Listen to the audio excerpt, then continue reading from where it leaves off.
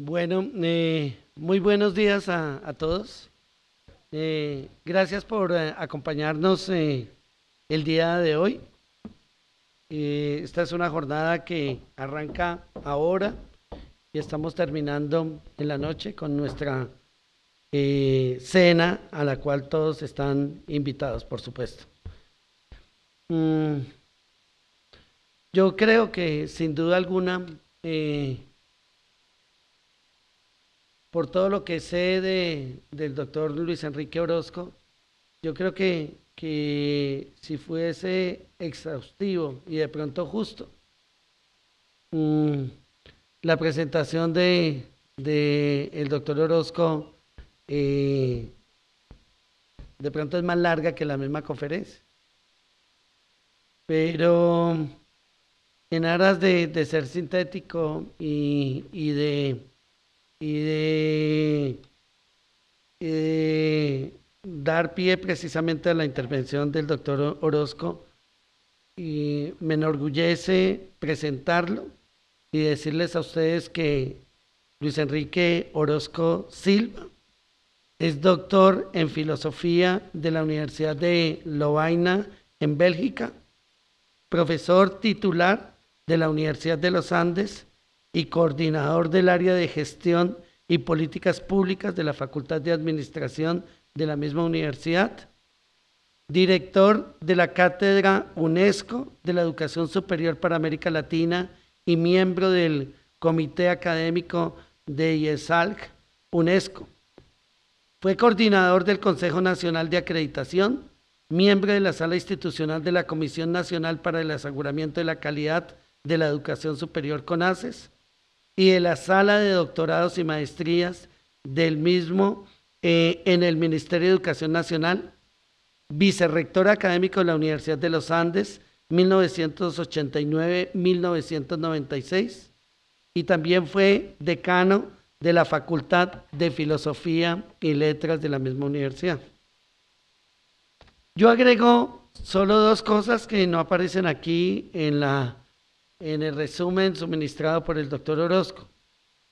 El primero es que eh, él fue pionero de la formación en alta dirección de los rectores, vicerrectores académicos, decanos, etcétera, a través de un programa que él mismo originó, él mismo diseñó y que gracias a ese programa de maestría se mejoró la gestión académica y administrativa de las universidades, de las instituciones de educación superior en Colombia, que fue el programa de la maestría en dirección universitaria de la Universidad de los Andes.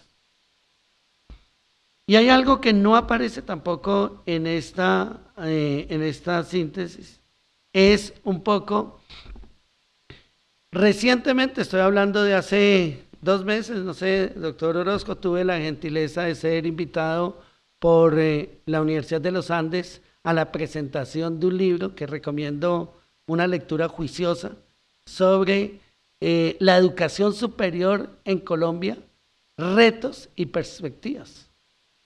Una compilación de varios autores en donde le dan a una mirada como un poco por analogía con las publicaciones de la Unión Europea, le dan una mirada a la educación superior para contribuir al debate del diseño de políticas públicas alrededor de la educación superior colombiana.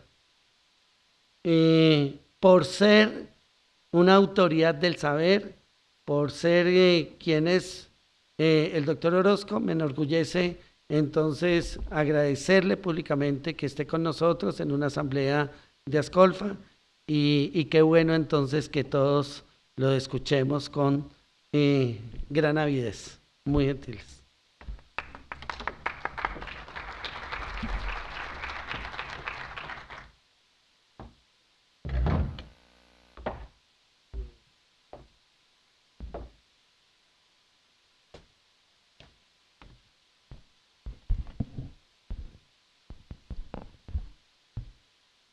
Muy buenos días para todas y todos los presentes en el auditorio. Yo debiera advertir que de toda esa presentación, lo que más me enorgullece es que soy profesor. Desde hace muchos años en las universidades, en los Andes, algo en la Nacional y en algunos otros países. Bien, me pidieron el favor de hablar acerca de los retos de la educación superior.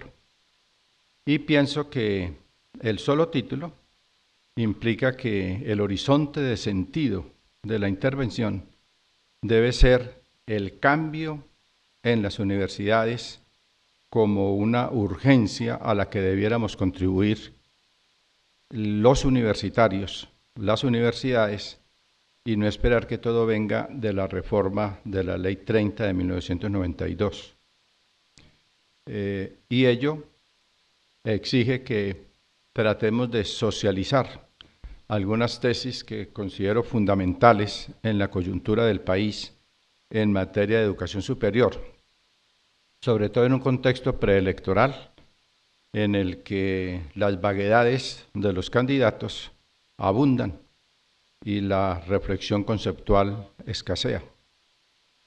Por lo tanto, debiéramos tener durante mi intervención como esas dos dimensiones. De un lado, hablaré de los retos hacia el final, pero la dinámica misma de la intervención alude fundamentalmente a tesis que debiéramos tener en cuenta para el cambio necesario de las instituciones de educación superior y para el cambio del sistema en su conjunto. Y me parece que esto es fundamental por dos razones. La una, el impacto que tienen las políticas públicas en materia de educación superior sobre la juventud de este país.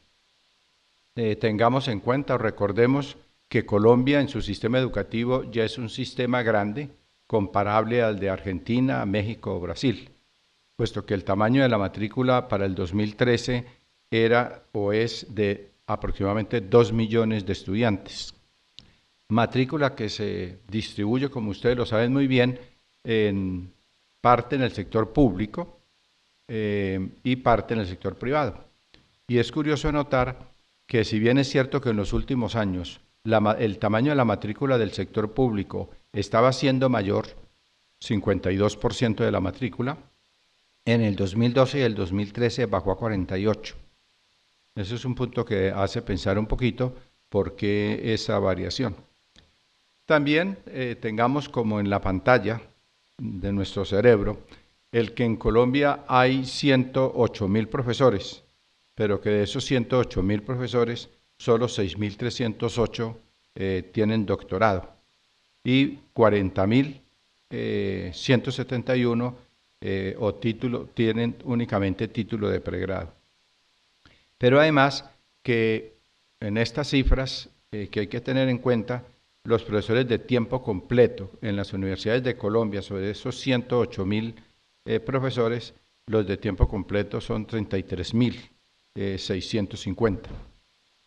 Y que es ese componente humano el que a la hora de la verdad trabaja en el esfuerzo de ampliar cobertura, que en este momento ella es de 43%. Para algunos puede parecer alto, pero cuando se compara internacionalmente, Cuba tiene el 80% y Puerto Rico 66%. Luego, ciertamente se ha avanzado en cobertura, pero yo creo que el canto no debiera ser tan optimista cuando uno se compara internacionalmente.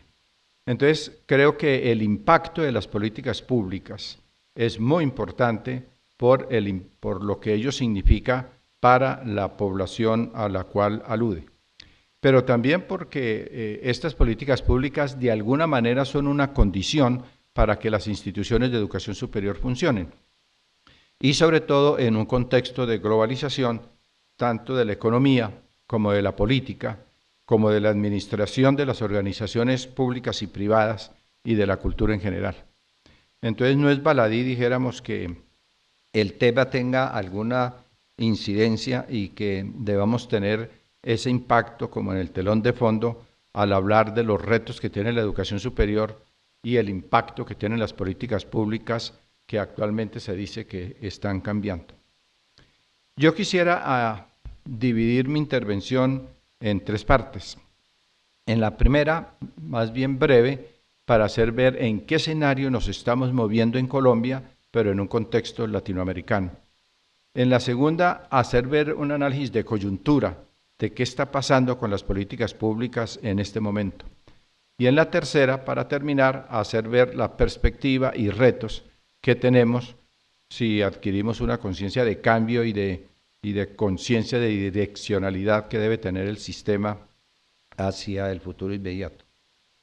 He tratado de hacer una intervención en la cual podamos coincidir el público y mi persona en virtud de que podamos tener una formación intelectual distinta. Entonces, más que ser muy sofisticado en la jerga, prefiero lograr comunicarme, haciendo yo mismo un esfuerzo por no usar jerga, sino ir al alma de los hechos con cierta crudeza. Eso de la crudeza es por temperamento, lo del alma de los hechos es por táctica de intervención. Bien, en cuanto a la primera parte, yo creo que las universidades, y en mi intervención voy a hablar fundamentalmente de las universidades más que de otras instituciones, estamos viviendo una época de turbulencia que Burton Clark suele llamar atolondramiento generalizado. Y es que las universidades en Colombia, más no solamente en Colombia, estamos en una situación en la que sabemos lo que no hay que hacer, pero no sabemos muy bien qué es lo que hay que hacer. Y en esa situación, la avalancha de variables, unas externas y otras internas, hacen que no sepamos muy bien por dónde orientar las universidades. Y yo quisiera nombrar algunas, dándole cierto orden de importancia. Me parece que en primer lugar, la variable más interesante es el que existen nuevas demandas por educación superior, pero que esas demandas por educación superior no provienen de los estratos 5 y 6, sino que provienen de los estratos 1, 2 y 3. Y entonces el punto es, ¿cómo debe ser la política pública? ¿Y qué actitud debemos tomar las universidades para que esos niveles o esos estratos sociales puedan entrar a la educación superior? Podemos firmar todos los pactos de La Habana, pero si no logramos que los pobres entren a la educación superior, el país no es viable. Y la UNESCO en múltiples estudios lo ha señalado, el futuro será de los que saben. En segundo lugar, una segunda variable es el efecto de los problemas crónicos en la educación superior que siguen pesando en el presente. Yo he hecho el seguimiento de la política por lo menos de manera detallada de 1960 para acá. Y yo podría decir que si yo tomo el diagnóstico de 1960, ¿sí?, podría decir que ese mismo diagnóstico lo podría hacer hoy respecto a los problemas fundamentales. Por ejemplo, el tema de calidad, el tema de eficiencia, el tema de pertinencia, ¿sí?, el tema de las limitaciones de la universidad pública para su financiamiento. Esos temas han estado, por lo menos desde los planes de desarrollo y de los programas presidenciales desde 1960 para acá. Y siguen manteniéndose. Entonces uno dice, algo debe suceder en el país, ¿sí?, que desde 1960 para acá, y todos supuestamente de muy buena voluntad tratando de incidir en esos problemas, no logramos darles una salida. Tercero, la pertinencia. Yo creo que hoy en día, inclusive contra calidad, la mayor demanda que se le está haciendo a las universidades es que sean pertinentes. Y la pertinencia consiste en la capacidad de la universidad para contribuir a la solución de los problemas nacionales. Entonces ya no basta con decir que nosotros somos pertinentes porque formamos profesionales, lo cual es cierto. Y en eso hemos sido exitosos. Los estudios del Banco Mundial indican que en América Latina en general, en materia de formación profesional, las universidades hemos sido realmente exitosas. En materia de investigación menos y en materia de proyección menos. Pero de alguna manera la clase dirigente de los países se ha formado en las universidades. Pero no basta ya con eso. Es decir, se nos está pidiendo es una articulación muy orgánica entre lo que las universidades hacen y lo que los países necesitan. En tercer lugar, se están creando nuevos espacios de educación superior, un poco a la manera como sucedió con la Comunidad Económica Europea. Y en este momento ya la exigencia, vista la experiencia internacional, es que haya una movilidad académica, estudiantil y profesoral muy fuerte. Es decir, que los estudiantes puedan comenzar en Colombia, terminar en Argentina o viceversa, comenzar en Venezuela, bueno, no, en Venezuela no se podría, comenzar en Ecuador y terminar en Panamá, etcétera, etcétera, pero también que los profesores tuviésemos una movilidad internacional. En los Estados Unidos se está clasificando a los profesores en 3, profesores internacionales, profesores nacionales y guardianes de la casa, según el ámbito en que se muevan los profesores. Todos son importantes, las 3 categorías. El punto es en qué porcentaje en nuestras facultades y universidades tenemos una u otra categoría y en qué ponderación.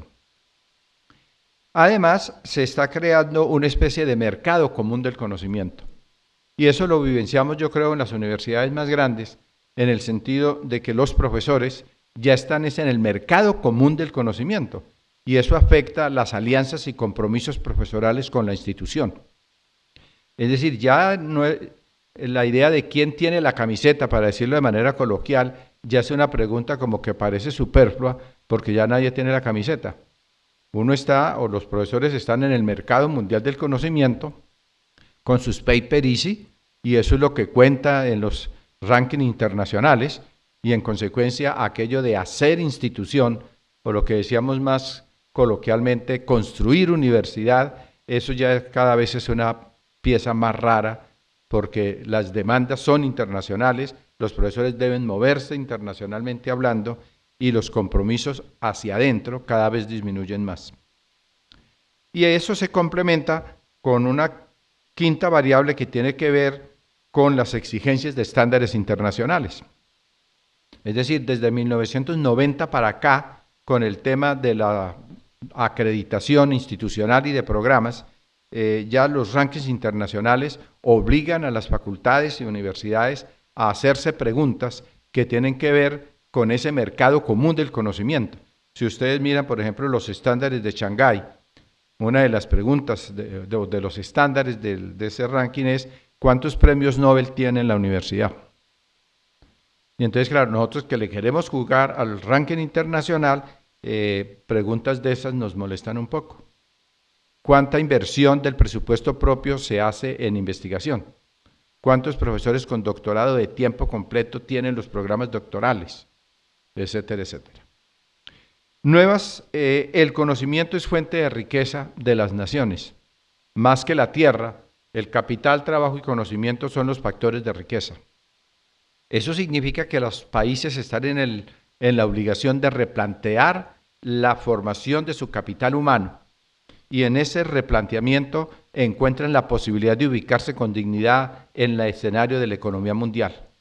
De no hacerlo, no hay innovación en los países, y si no hay innovación, no hay posicionamiento internacional del país, lo que obliga a las universidades a replantearse la oferta educativa que tienen. Y todos sabemos muy bien que crear un programa es una fiesta, pero cerrarlo es un problema de orden público. Y es una situación porque deberíamos plantearnos la pregunta en este contexto de un escenario mundial de los programas que tenemos, cuáles realmente debiéramos mantener y cuáles debiéramos cerrar.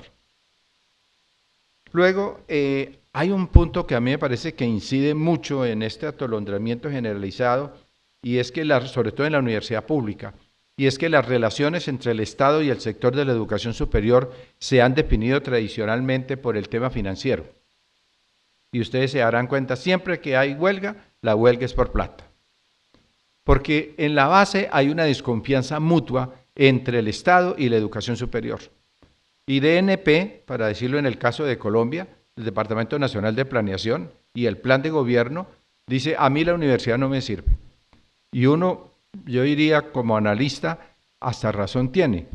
No les sirve porque, según dice el gobierno y DNP, las universidades no ayudan al desarrollo del plan de desarrollo o de los planes del cuatrenio. Pero la universidad, por su parte, dice, es que mi función no es ser funcional al gobierno. Entonces, ni el gobierno le gusta a la universidad y a la universidad sí que le gusta menos el gobierno. Y en esa desconfianza mutua, el diálogo es muy complicado y siempre se centra fundamentalmente en plata, como lo vamos a ver más adelante en el contexto de la política de Santos. Además, y tal vez esta sea la última variable que incide mucho en la coyuntura, es la crisis de las carreras. En la medida en que los mercados laborales, que son cada vez más conspicuos, generan una dinámica en la que desaparecen oficios y profesiones, pues desaparece la necesidad de determinadas carreras. Sin embargo, la universidad sigue manteniendo las carreras tradicionales. Entonces hay un desacople, por decirlo así, entre la oferta educativa y las demandas laborales. Y esa situación en Colombia es especialmente crítica y obligaría a una revisión de las estructuras curriculares, de las carreras que tenemos, para ver hasta dónde se puede acoplar la oferta académica con la estructura laboral. Eso no significa que las universidades tengamos que ser funcionales al mercado laboral. La universidad tiene otras funciones, además de preparar fuerza laboral. Pero ese es un componente que cada vez parece necesario tener en cuenta en las universidades. Ahora bien, si uno recoge estas variables y las confronta con el estilo tradicional de universidad, y llamo estilo tradicional de universidad aquel tal vez en el que nos formamos nosotros, los que nacimos en el siglo pasado, yo no sé los de este siglo, pero los del siglo pasado, encontramos que lo que está en tela de juicio es el modelo de universidad. Nosotros tal vez crecimos y nos formamos en el modelo que denominamos de Humboldt, ¿sí? Que surge cuando Fichte, Schelling y von Humboldt crean la Universidad de Berlín. Pero miren, la idea originaria de von Humboldt en relación con la universidad fue el que cuando Guillermo III les pide que hagan una universidad, Guillermo de Humboldt dice, aprovechemos la posición del gobierno y nosotros agreguémosle un asunto, y es que en la universidad debe haber investigación.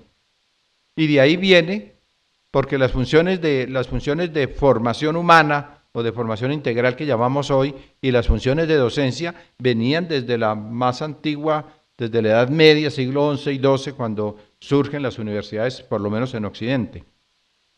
Y en consecuencia, ese concepto de universidad como voluntad de verdad, en la que se busque el conocimiento como fin en sí mismo y como voluntad de eticidad, en donde se busca a través de la ciencia la formación y preformación del espíritu científico, para el ejercicio del derecho fundamental de la búsqueda de la verdad sin restricciones.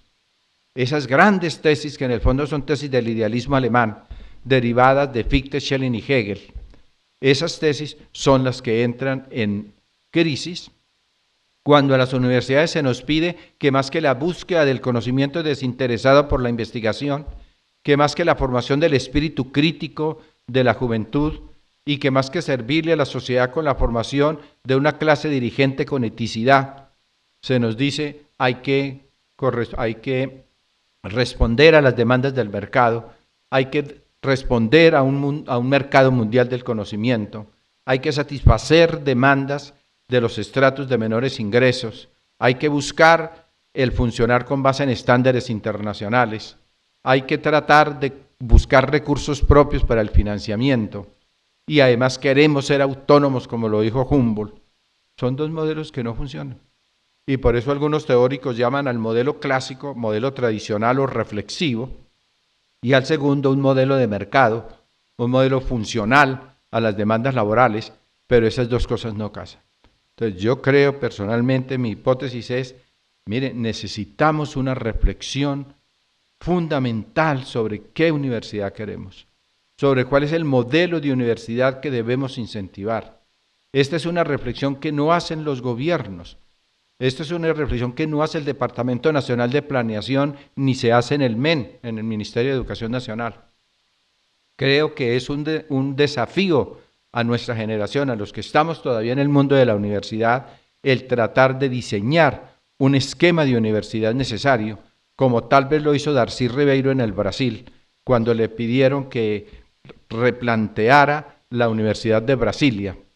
Darcy Ribeiro lo hizo pensando en Brasil, y claro, pensó tanto en Brasil que con el golpe militar que llegó en ese momento fue a parar a la cárcel.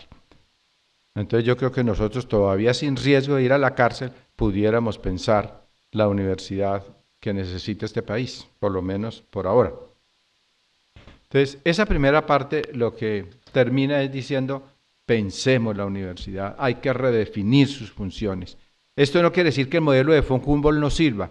Yo creo que lo que debemos pensar es qué significa hoy en día investigación, qué significa hoy en día para el país formación de clase dirigente, qué significa para el país hoy en día proyectarnos hacia la sociedad de manera creativa, emprendedora, innovativa. Y no hay mucha literatura al respecto y yo trato de seguir lo que se escribe en materia de educación superior. Bien, a la luz de esta inquietud, miremos en esta segunda parte la coyuntura que estamos viviendo. Como ustedes saben, la educación superior durante este gobierno ha estado en el corazón del debate. Y en octubre del 2010, la ministra de Educación anunció en una reunión de rectores en Cartagena el deseo del gobierno de hacer una reforma integral. Esa expresión, reforma integral, tenía una externalidad positiva, como dicen los ingenieros, y era que se podía retirar del Congreso un proyecto de ley que había introducido el gobierno anterior, orientado al mejoramiento del financiamiento de la universidad pública. Entonces se retiró ese planteamiento sobre el financiamiento de la universidad pública y se siguió hablando de una reforma integral de la educación. Eso fue en octubre del 2010 y en marzo 6 del 2011 el presidente cita a los rectores al Palacio de Nariño, yo estuve en esa reunión, y presentó la reforma de la educación superior. Naturalmente los rectores estaban un tanto, digámoslo con cariño, furiosos, porque la impresión que se tuvo es que era una reforma impuesta, el proyecto estaba hecho. El presidente, con mucha capacidad de análisis de coyuntura, dijo, no, esto no es la reforma definitiva, este es un punto de partida para un gran debate nacional en torno a la necesidad de una reforma, y dio una motivación que yo creo que es válida en el sentido de que el escenario ha cambiado. De 1992, yo estuve en la comisión técnica que hizo la Ley 30, el escenario de ese momento es distinto al actual, el discurso mismo de la educación, como dicen los estudiantes, también ha cambiado. El fenómeno de la globalización incide en toda la cosa de la dinámica de las universidades. Moraleja, hay que cambiar la Ley 30 del 92 y a ello se agrega el tema del financiamiento de la universidad pública. Muy bien, entonces comienza el debate, todos fuimos testigos de ese debate que terminó con el retiro del proyecto de ley por parte del gobierno en virtud de la presión política que hizo la MANE, o sea, el movimiento estudiantil, y a partir de allí, ya hace 3 años, no hemos estado con la liturgia de la consulta nacional, pero no ha habido ningún proyecto de ley, ni hay propuesta y no va a haber propuesta. La declaración del CESU última es que el CESU no está trabajando en una reforma de la educación superior. Sí está trabajando en un documento de políticas de la educación superior, en el plan de gobierno en materia de educación para el cuatrenio que viene y en un plan decenal que deberá tenerse para el 2034. Entonces, en ese contexto, yo creo que uno debiera poder entender cuál ha sido la dinámica de transformación que han tenido las normas para poder entender cuál es la viabilidad del cambio necesario. Y en ese sentido, en el libro al que hizo mención el doctor Salinas, la Universidad de los Andes quiso hacer una cosa que se llama un libro blanco de educación superior, con el ánimo de participar en el debate y tratar de buscar que el debate no se situara únicamente en dos aspectos: en el financiamiento de la universidad pública y en si en Colombia debe haber universidades con ánimo de lucro. Porque fuera de esos dos puntos, que ciertamente son importantes, hay muchos otros temas que no se discutieron en los 3 años, ¿sí? Porque en el fondo no estaba en el horizonte de los grupos de interés que estaban participando en el debate. Entonces pensamos que como universidad debiéramos decirle al país qué es lo que debe pensarse. Con esto no estoy haciendo la propaganda del libro, sino planteando los temas centrales. Ahora bien, ¿cómo miraría yo, dijéramos, ese contexto de las políticas públicas para entender la coyuntura? Yo creo que uno podría tomar para mirar esto 3 momentos claves. 1, 1980, 2, 1992 y 3, la coyuntura. ¿Por qué 1980? Porque en 1980 es el primer esfuerzo que hace el país de poner, por decirlo así, orden en casa, de armar, entre comillas, un sistema de educación superior. Entonces, a partir de ahí uno nota un cierto sobredeterminación, por decirlo así, de las normas del decreto 80 del 80. 1992, porque es la reforma de la ley 30, es la reforma del decreto 80 del 80 y establecimiento del sistema de la educación superior. Y naturalmente que ahora, por la dinámica de la reforma en el gobierno Santos. Entonces hagamos una referencia mínima a lo que yo considero lo positivo del 80 del 80, lo positivo y negativo del 92 y lo positivo y negativo de este momento. Y allí nos da un horizonte para pensar el inmediato futuro. Lo primero que habría que señalar en relación con todas las normas, porque son condicionamientos más generales, diría yo, que no tienen que ver con el sector de la educación superior hacia adentro, sino que tienen que ver con la dinámica de transformación del país, es afirmar que la política pública en materia de educación superior en Colombia, para poder ser entendida, debe ser mirada desde las dinámicas de transformación social, y no únicamente desde dentro, mirando únicamente fechas y momentos de normas. O sea, un estudio más juridicista, por decirlo así, sino, si se puede decir, un estudio sociojurídico, por decirlo de alguna manera. Y este es el enfoque que tomo. Por tanto, debo señalar factores externos que inciden y han incidido en la política pública, que a mi modo de ver son los siguientes. Fuera de los que ya mencioné, de la globalización, de las nuevas formas de producción del conocimiento, de las nuevas demandas sociales y de la velocidad de los cambios al interior de las ciencias, de las disciplinas, creo que hay que señalar por lo menos 5 factores muy fundamentales. El primero, creo yo, es la masificación de la matrícula en Colombia, y que es un fenómeno no solamente de Colombia y de América Latina, sino mundial. Después de la Segunda Guerra Mundial, aún para las universidades alemanas, el mantenerse fiel al modelo de Humboldt no fue posible, porque la masificación de la matrícula obligó en Europa como en América Latina y a nosotros en tener que satisfacer las demandas por profesionalización. Fueron muy pocas las universidades alemanas, tal vez las más antiguas, lo mismo en Estados Unidos, que pudieron mantenerse como universidad, como Research University, como universidades de investigación, y en su mayoría se convirtieron en universidades centradas en la profesionalización, léase, centradas en la docencia.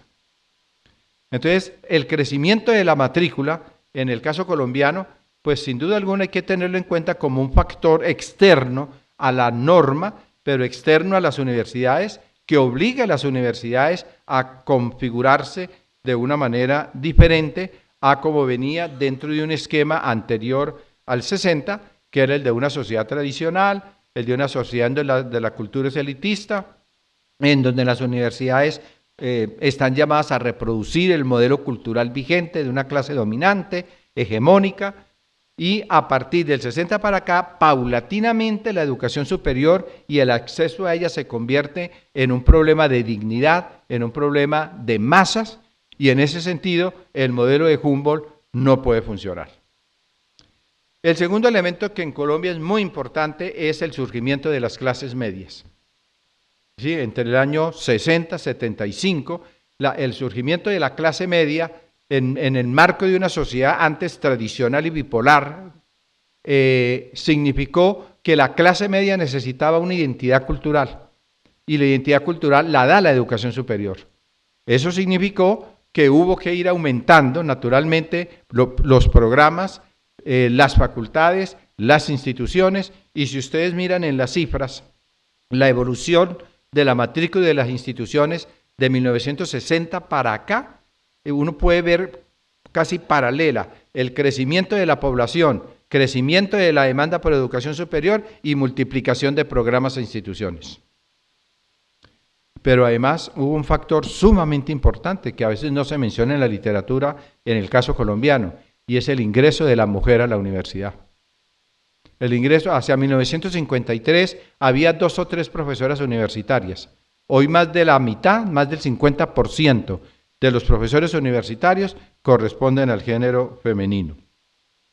Pero además el ingreso de la mujer a la universidad lo que significa es una modificación de la estructura cultural del país, un cambio en los valores, un cambio en los esquemas laborales, y ese es un factor que incide mucho en la configuración de la universidad en América Latina, pero especialmente en Colombia.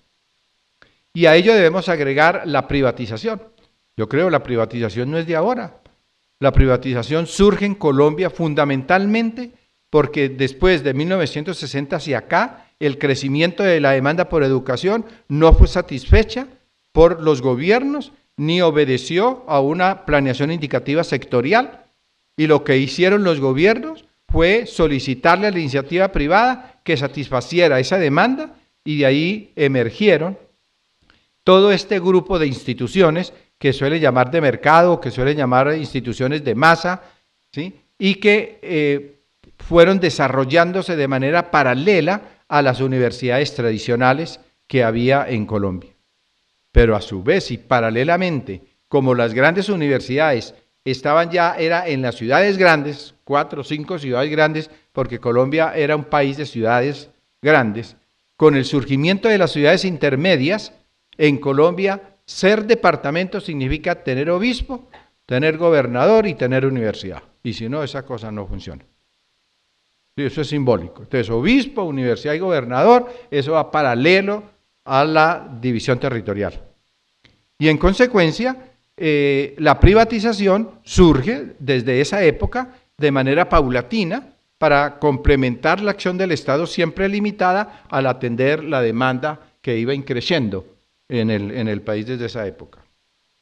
Lo que implica, creo yo, que hay que ponerle mucha atención a lo que significó el impacto de la urbanización en Colombia sobre el funcionamiento de la educación superior. El país se fue convirtiendo en un país urbano, ¿sí? Y con una concentración de la matrícula en las grandes ciudades, con un abandono del sector campesino y del campo, y eso ha caracterizado lo que es una educación superior dual, masificada, privatizada, sin financiamiento, sin planeación, con una política pública muy incipiente y con unas normas que muchas veces no son coherentes, sino más bien contradictorias.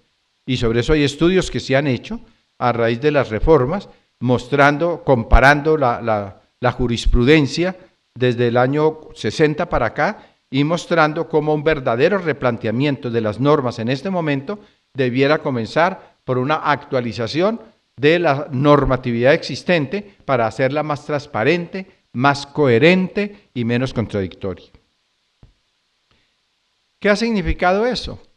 Que dada esa dinámica de transformación en virtud de factores externos al sistema, pero que condicionan su funcionamiento, hay problemas que se han ido creando y que se mantienen, se van conservando y no se logran atacar de manera directa. Por ejemplo, el tema de la calidad. Voy a poner solo ese ejemplo. En la medida en que se fue dando la masificación el surgimiento de la clase media, el ingreso de la mujer a la universidad, los procesos de privatización, la urbanización y el crecimiento del sistema hacia adentro, en esa misma medida hubo que aumentar profesores. Pero nadie preparó a los profesores para ser profesores universitarios. A mí no me enseñaron a ser profesor universitario. Si uno tuvo buenos profesores, uno como profesor universitario repite el esquema que a uno le enseñaron. Pero si uno tuvo profesores no tan lúcidos, pues la cosa no es tan lúcida. Entonces, al no tener un profesorado apto, lo suficientemente fuerte y con una masa crítica importante para atender calidad, pues el problema de la calidad es crónico. El problema de calidad viene desde entonces engendrándose de manera paulatina. Pero lo mismo sucedió con la equidad. ¿Sí? Cómo tener un sistema más incluyente, un sistema más universal. Las normas no propiciaron un sistema equitativo. Las normas fueron, yo lo podría decir con conocimiento de causa, las normas han sido elaboradas paulatinamente, con muy buena voluntad, pero en función, uno, de la universidad y dos, de la problemática de la universidad pública. Entonces, las modalidades de educación, como toda la educación técnica, tecnológica, el SENA, toda esta cosa de la que se habla hoy, eso no estaba en el horizonte del legislador. ¿Sí? Y el decreto 80 del 80 y la ley 30 del 92 se hicieron para organizar el sistema, pero no para generar política de Estado. En Colombia, como lo ha dicho Kiko Lloreda en repetidas ocasiones, no hay una política de Estado. Ha habido normas para organizar el sistema y para, como lo veremos un poco más adelante, mejorar inspección, control y vigilancia, que es el mandato constitucional, por otro lado. Bien, entonces, dentro de ese contexto, ¿qué fue lo bueno del decreto 80 del 80? Yo creo que hay que reconocer 4 puntos. 1, el que puso orden en el sistema. Es decir, antes de 1980 en Colombia había un conglomerado de instituciones que ofrecían programas, unos cortos, otros de media duración y otros de larga duración. Entonces, lo que hizo el decreto 80, cuyo ideólogo fue el padre Borrero, rector de la Javeriana, y con muy buena intención y base intelectual, sin duda alguna, dijo, a las carreras breves llamémoslas técnicas, a las de media duración tecnológicas y a las largas las universitarias. Y armemos un sistema articulado con base en modalidades, entonces modalidad técnica, tecnológica y universitaria, y luego la educación avanzada. Y luego se dijo, con base en las modalidades, llamemos a las instituciones técnicas, tecnológicas, universitarias y los estudios avanzados. Y con base en eso, estas pueden dar tal título y estas otras, técnico, tecnólogo y universitario. Hasta ahí todo marchaba bien. Segunda cosa importante, el decreto 80 del 80, al tratar de poner orden en casa, fue profundamente intervencionista. Y en comprensión de los rectores de la época, fiscalista. Hasta el punto de que en 1990 había una conciencia en el sector de que la educación superior tenía que cambiarse porque no era posible el que el Estado interviniera de tal forma que era casi imposible crear un programa, crear una institución, modificar unos títulos, etc. Pero de todas maneras fijó reglas de juego de intervención. Y en materia de financiamiento no habló mucho, pero sí dijo que el 2% del presupuesto debía destinarse a bienestar universitario y debía destinarse a investigación. Precisó, creo que es lo tercero, precisó lo que hoy llamamos educación técnica y tecnológica. Y de alguna manera, ASIEDIAS y CAPIS, lo que son las asociaciones de estas modalidades, se sintieron bien porque, 1, ingresaron claramente a la educación superior y 2, les fijaron unas ciertas reglas de juego en cuanto a los títulos que podían ofrecer. Pero lo señalaré más adelante qué limitaciones hubo en ese aspecto. Y finalmente, al tratar de pensar en términos de sistema o pensar sistémicamente todas las modalidades, de alguna manera evitó la atomización de la oferta educativa en el país. Entonces yo creo que esos aspectos deben reconocerse cuando uno piensa que hasta ese momento había un problema de proliferación y falta de control en la institución superior, que había una demanda creciente, como ya se lo señalé, que había una concentración de la oferta y que había un mercado muy asimétrico en la educación superior. Es decir, en Colombia nunca ha sido claro cuando un muchacho entra al sistema qué es lo que compra. Es decir, si la calidad de lo que compra es buena, solo se da cuenta a los 35 años, cuando se da cuenta que es brutico. Y ya no puede ir a reclamar porque ya se murió el rector, ya los decanos no existen, ya les bajaron los sueldos, ya no tienen nada que hacer. Entonces, esa asimetría afecta mucho la transparencia del sistema. También yo creo que evitó la concertación de la oferta, ¿sí? Trató por lo menos de que hubiese en las regiones instituciones técnicas, tecnológicas, y que hubiera oportunidades de acceso a educación por parte de estratos de menores ingresos. Entonces, esas cosas me parece que hay que reconocerlas. Pero creo que hubo 5 cosas que no arregló el decreto 80 del 80 cuando uno piensa hoy. Primero, me parece a mí que la falla más grande es que no tuvo una base conceptual. Es decir, el decreto 80 del 80, al organizarse con base en 2 años, 3 años y carreras breves, medianas y largas, no pensó qué es lo tecnológico, qué es lo técnico, qué es lo que la universidad hace en términos de ciencia, de racionalidad científica y la formación a través de la ciencia. Y al no hacer eso, y yo diría, hoy todavía no se sabe, yo he hecho esfuerzos de conceptualizar eso en los escritos, entonces realmente los defectos que tiene la actual estructura del sistema de educación superior es por no haber conceptualizado a tiempo qué significa la técnica y cuáles son sus límites, cómo se diferencia de la tecnología en tanto ciencia aplicada y en qué se diferencia una y otra de la racionalidad científica que en principio opera en las universidades. A eso se debe que todavía no tenemos claro el problema de la formación técnica y tecnológica en Colombia. Ahora haré referencia a eso. Segunda limitación, el que fue muy fiscalista. Tercero, el que favoreció la privatización.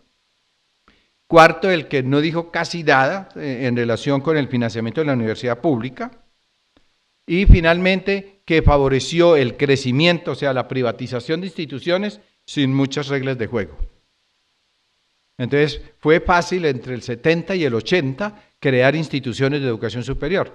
Y si ustedes miran la estadística, el sistema creció grandemente, yo diría hasta con estímulo del gobierno, ¿sí? Entre el 70 y el 80. Y continuó hasta el 85, 87, que estadísticamente es cuando uno ve que la masificación va teniendo como su punto más alto, en el caso de Colombia. Pero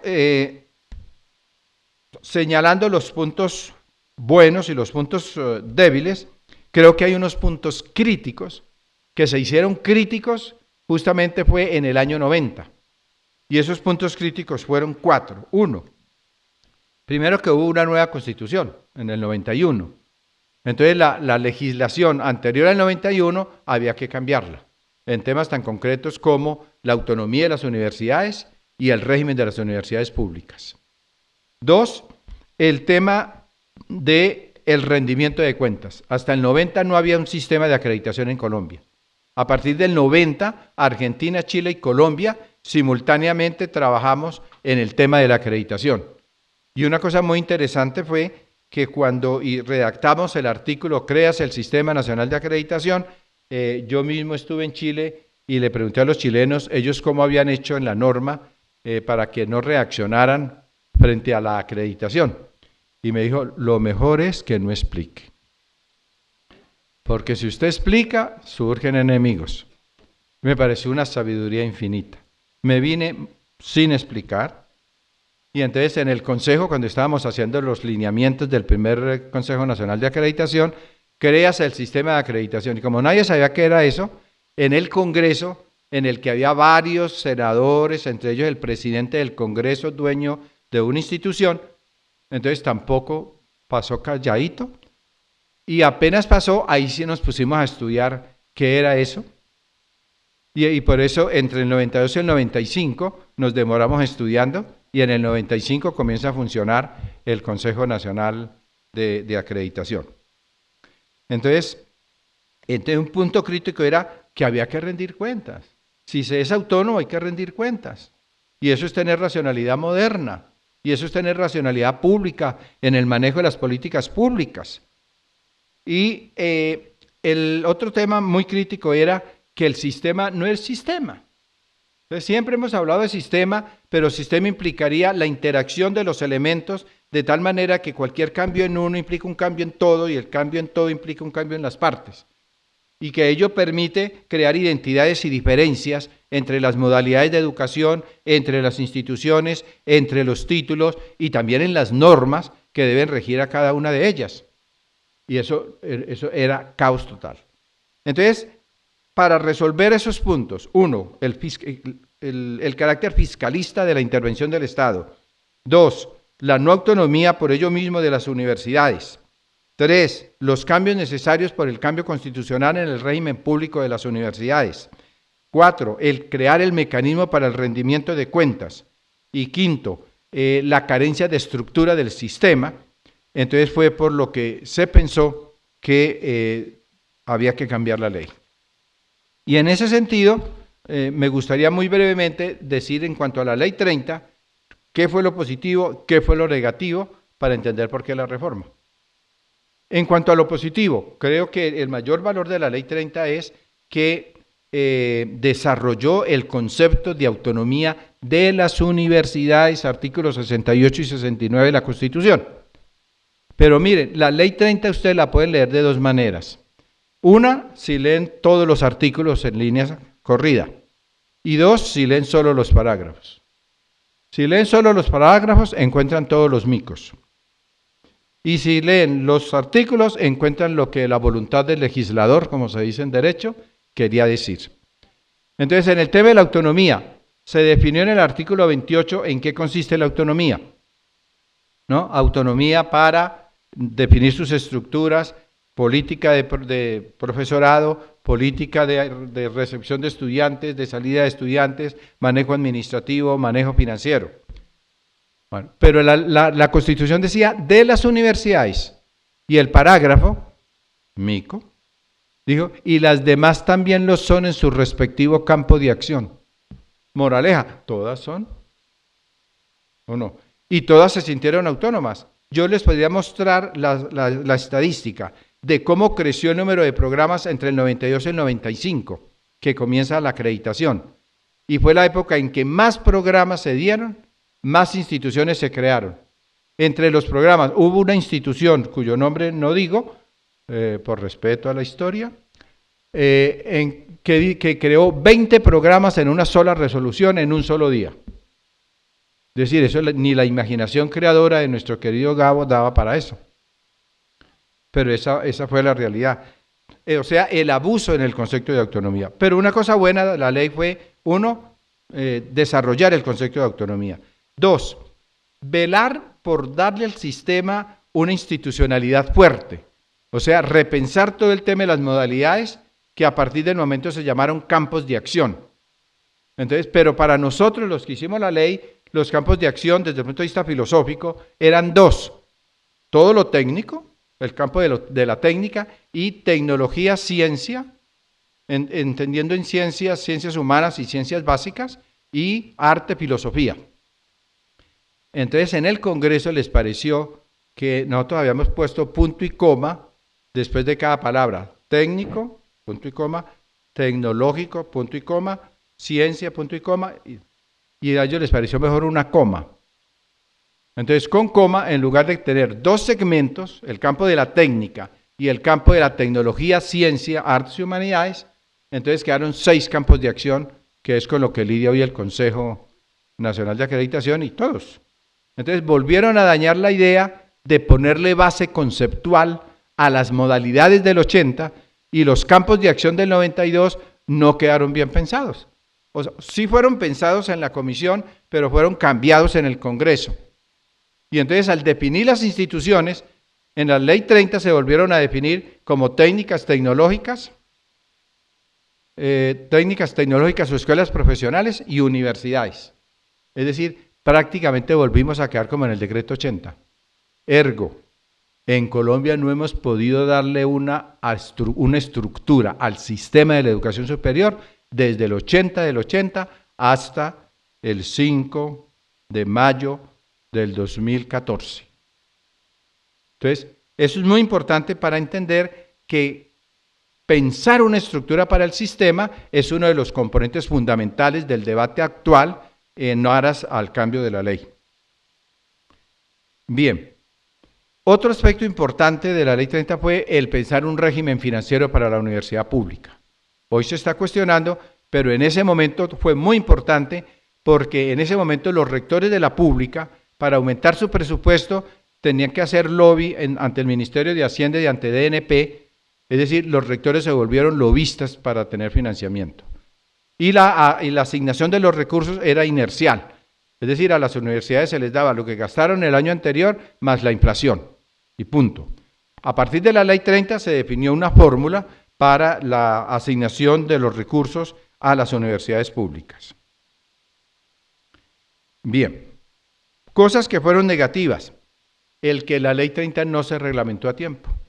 O sea, sale en diciembre del 92 y la reglamentación vino a salir casi en el 94, en torno al 94, y entre tanto nombraron director del ICFES a una persona cuya misión era no reglamentarla.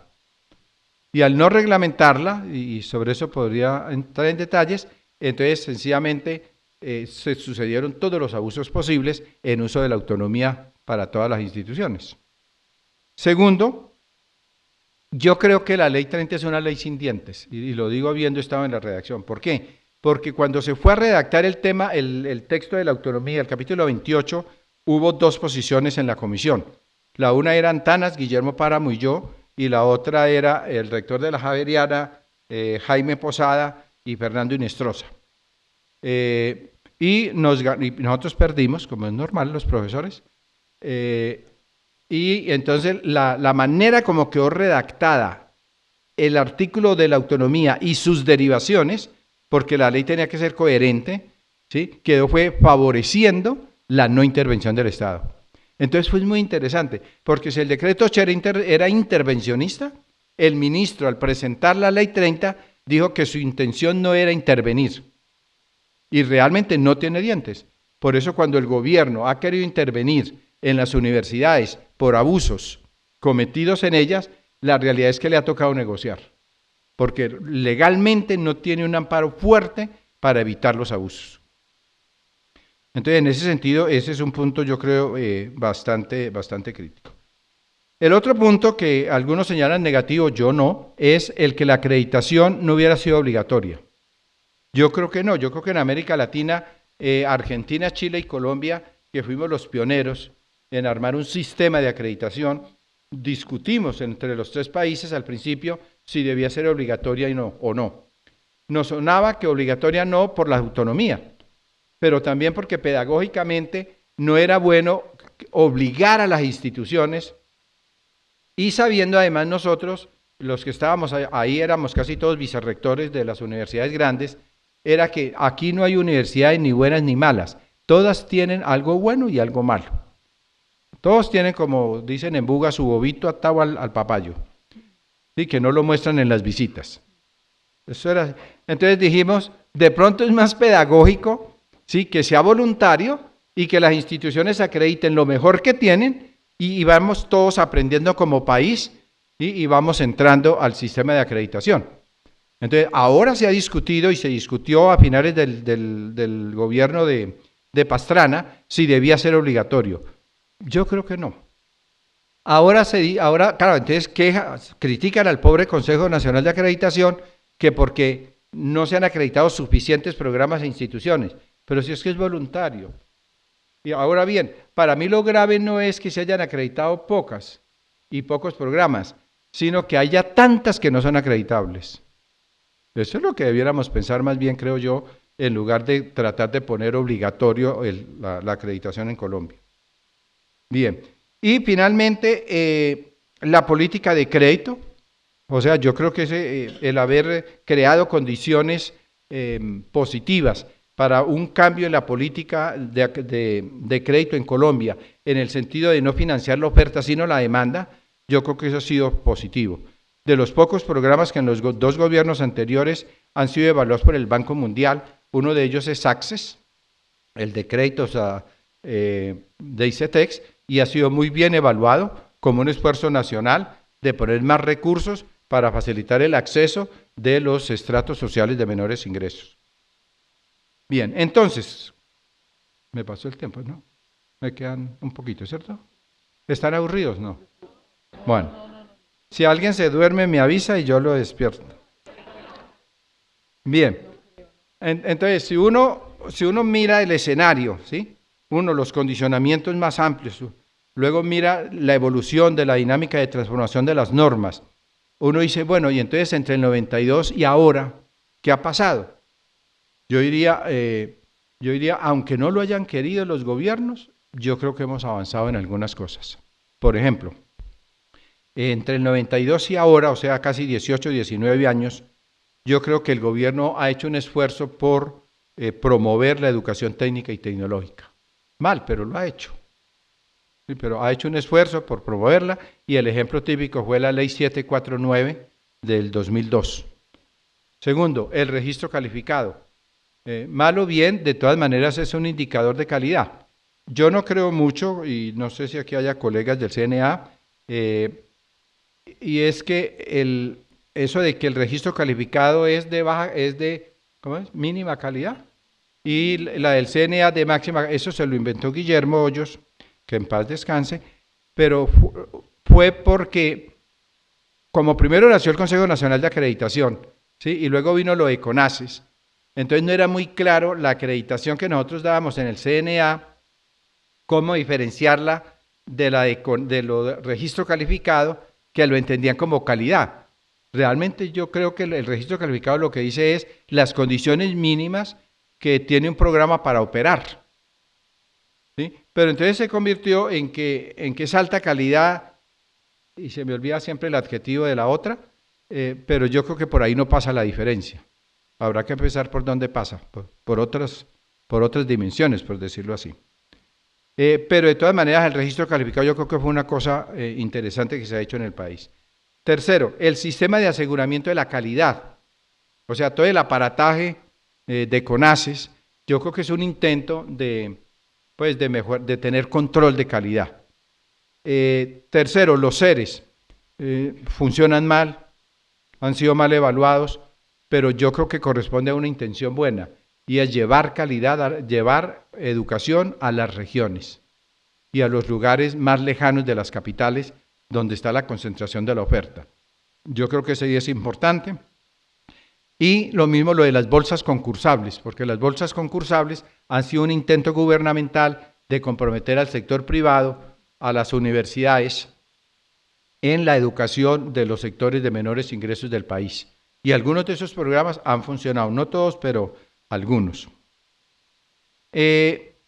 Cuarta cosa que yo creo en que hemos avanzado es la modernización de la gestión del ministerio. Por ejemplo, el sistema SPADIES para el seguimiento a la deserción en Colombia, yo creo que es demostrar hoy en día en América Latina. Segundo, el observatorio laboral, yo creo que es otra cosa importante que se ha hecho. Tercero, el SNIES, ¿sí? El Sistema Nacional de Información de la Educación Superior.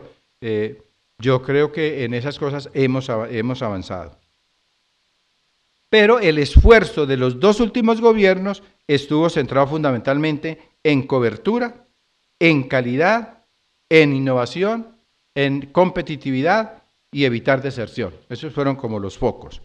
El punto que me parece a mí que como país debiéramos reflexionar en eso es cómo hacer para que la lucha por la calidad no se vaya contra los pobres.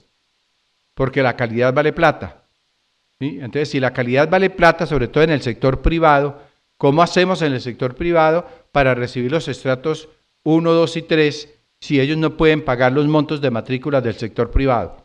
Pero sin esos recursos, el sector privado en Colombia se sostiene fundamentalmente en más del 85% de las matrículas. Entonces, tendríamos que inventarnos unas estrategias de financiamiento en el sector privado para no depender de las matrículas y así mejorar acceso dentro de una estructura financiera que haga viable la universidad.